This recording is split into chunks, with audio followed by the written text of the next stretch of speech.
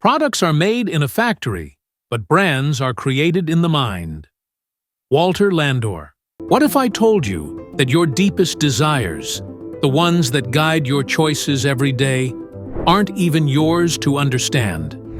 That they live hidden in the ancient recesses of your subconscious? This is the story of how one man unlocked those secrets and turned a nation of tea drinkers into coffee lovers.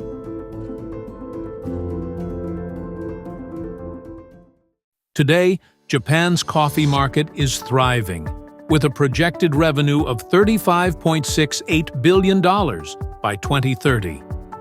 This represents a significant growth from the 2023 revenue of $23.73 billion, indicating a promising future for the coffee industry in Japan. However, very few will know that Japan has traditionally been a nation of tea drinkers.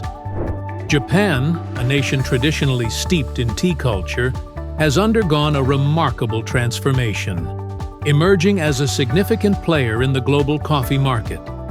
This shift can be attributed in part to a brilliant neuromarketing campaign that tapped into the subconscious desires of the Japanese people.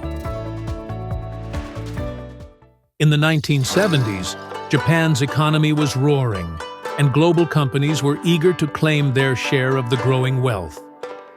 Nestle, a food and beverage titan, saw their golden opportunity.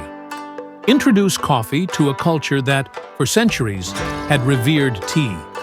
It was ambitious, even audacious. Could they convince a tea-obsessed nation to embrace coffee? Nestle began cautiously. Market research was thorough, meticulous. Focus groups from every demographic sampled the coffee. The results were clear and thrilling. Japanese consumers loved the taste. Confident in this glowing feedback, Nestlé launched an aggressive campaign. They invested heavily in marketing, plastering shelves with coffee, and anticipated record-breaking sales. But the unthinkable happened.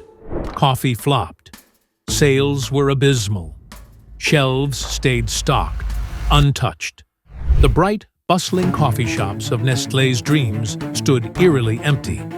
How could this be? Every study predicted success. What went wrong? Desperate for answers, Nestlé turned to a most unusual expert, Clotaire Rapaille, a child psychiatrist turned marketing genius. Rapaille's methods were as unorthodox as his background. He believed human behavior wasn't rational, but primal, dictated by the reptilian brain, the part of the mind that acts on instinct and emotion.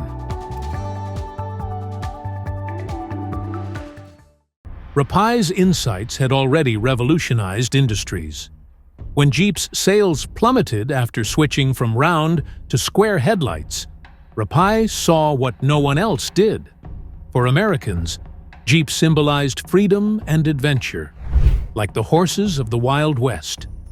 Round headlights subconsciously resembled a horse's eyes, a connection lost with the square design.